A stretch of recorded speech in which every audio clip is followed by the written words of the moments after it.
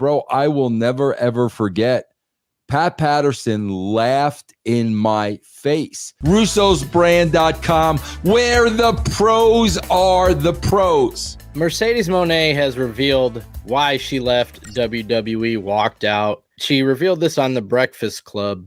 She said, I left for many reasons. A lot of personal stuff happened with myself and the chairman at the time. I didn't like how he talked to me and how I was talked down to. I was like, you know what? It's time to legit listen to your soul and your heart.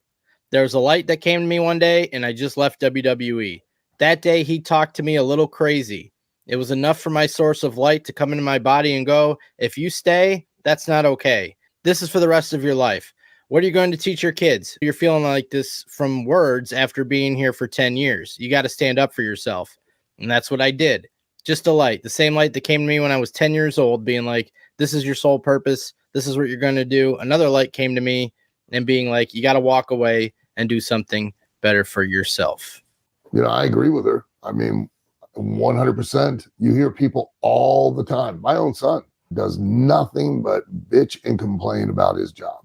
I said, you know, you're not a tree. If you're that miserable, just leave. You know, I know it's a good, you know, good pay and, you know, good. It's a good job. But if it's good pay and it's a good job, why are you bitching? Why are you complaining? Why are you so miserable? And if you are so miserable, do me a favor. One day I was on the phone with him when he was at work. I said, do me a favor.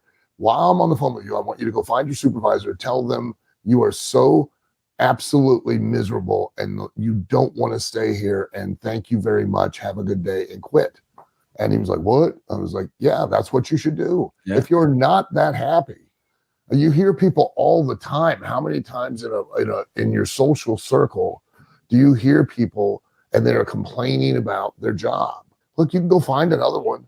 Why stay there? And you're going to spend, what is it? I think probably almost 2/3 of your life working. Why are you working at something you don't enjoy, or that is making you so absolutely miserable that all you do is complain when you're not there or while you're there? Especially when you've got a Tony Khan. When you're a wrestler and you're miserable there and you've got Tony Khan with his checkbook, that's a no-brainer.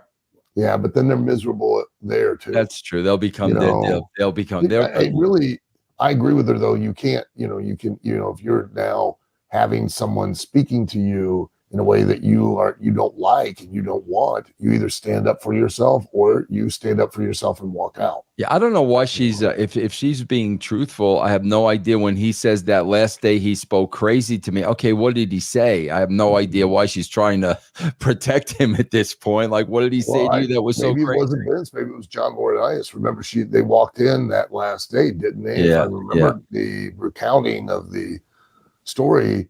She and the partner walked in and just sat the belts down on the tag belts down. Yeah, her and Naomi. Yeah, because weren't they asked to put somebody else over? And yeah, I think so. They basically said no. Yeah. So, maybe maybe she was talking about the way John Laurinaitis approached her and when they probably disagreed and did not want to do it or do it in the manner or for the reason that they were asked to do it. And instead of having an how about this, they went, well, you know what? How about that? And they just laid it on the desk and walked out. Yeah, she did say the chairman. So she did say the chairman. She said the chairman up top. Yeah. You know what? I've thought about quitting this show several times. You being disrespectful. Don't you get Jeff and I's hopes up. No, you disrespecting. You never. I'm still waiting for my spot on Wrestlers 2. That has not been. I'm waiting on my. That has not been offered yet at this point. There's a lot of things out. Yeah. I'm waiting for myself for that spot. Can we speculate on what you just asked? Why would she not say what the conversation was at this point?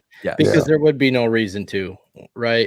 Unless she's given the plans for the evening. I'm not doing that. Then she got spoke to the way she didn't like in response to refusing to do something. So she doesn't want to tell that part of the story. I mean, that's pure speculation, but it could be something like that. Yeah. It could be. I mean, and probably was laid out, that, well, you're going to do this. And, probably was made very clear, it's because it does get, I got to say, it does get frustrating when you are dealing with talent because you're always responsible. Again, you've got to keep the 10,000 foot view. You've got to see the whole forest. And they are sometimes so up close to their own tree. Yeah. They can't see nothing but, and they don't understand that, hey, right now, yeah, you're going to get beat, but it's going to open up a door and an opportunity 2 months from now that will allow you to do so much more and be so much more for the company. And it'll benefit everyone on the roster so much more by doing this. But they they're very myopic in their, being able to see past their own desires, and and they get caught up in the win-loss thing way too much, to the point of where they even, if they lose, they also overthink how they're losing. Well, and then you add into that, paranoia, and they don't trust anybody, and Right. it's always an uphill battle, bro. It is, and and when you're the one guy who's now, let's say, and I'm not saying this in defense of anyone at all, let's make that clear, but you're the one guy that's been dealing with that all day, and now here comes talent number 12 of the day that's coming in and going, hey, what about this? Why will you lose it? Blah, blah, blah. And you're like, you just start, sometimes you kind of lose it, and no longer I should say you're probably no longer as diplomatic as you probably should be. And it's funny because, back when you talk about working with pros, again, back in the day, bro, when I started writing and there was clearly a transition over to much more into entertainment, bro, I will never, ever forget Pat Patterson laughed in my face. But here's the difference, bro. When they started making money, Al, everybody was on board. That's all that mattered at the end of the day. Yeah. If there was more money in the paycheck, they were doing whatever you wanted, bro. Correct. Yeah. Yeah. But again, that like I said, after dealing with one after another, yeah. Monet and their partner Naomi coming in there and being 12 of 15 of them or something. Yeah, we get to the point. We get to the point. I'm sure I got to this point at TNA where it's like, bro, go out there and do whatever the fuck you want to do. You're never going to get over. Go out there and do what you want to do. Yeah, but you can't do that, because then the inmates, you're allowed. I did that. Oh well, then I left. I did that. Then I left. Yeah, but you do have to at some point go, you know what? Just shut the fuck up and look, do what I ask you to do. Yeah. And do it this way. There's a reason I'm asking you to do it. So I've got a guy here, and I don't know how many times I have, based on my experience, based on what I'm looking for as far as an overall picture that he can't see. And I put it, I literally go, hey, here's what you need to do tonight. Here's how I would like you to do it. Always. Well, what about this? What about that? And every time I give in, I acquiesce and I let him do what he suggests, he drops the ball every time. It does not work the way it should have. And I'm like, why do you not just trust me?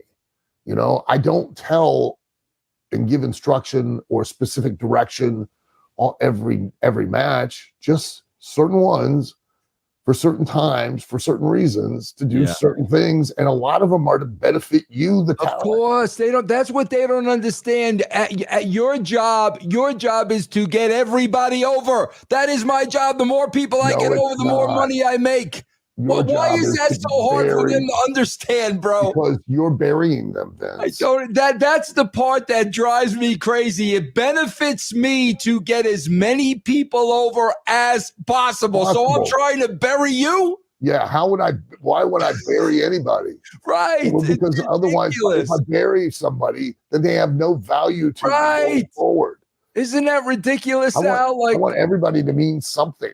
Oh, I can't have everyone mean everything. I got to have everyone mean something, but I'm not going to try to make anyone mean nothing. And yet they cannot get out of their own way. They cannot fathom that, bro, which is the most ridiculous notion. Yeah, bro, I'm spending my time booking you so I can bury you. And how do I benefit from that? Here's my other favorite Because like, remember we had, Raw had Heat, SmackDown had Velocity. Yeah. Now we have a post-produced show we call Overdrive. So they now, I knew it was going to happen. If I book one of them on Overdrive, it's, I'm on the B show. There is no B show, you moron. Both of them are an A because I'm using them to both get you over and both of them to possibly get an audience and also to get a network partner. Man, there is no B show. I can't even get on that Overdrive show, let alone Restless. Restless too. What else you got for Al? A lot of wisdom today from Al. I like that. What do you got for Al, Jeff?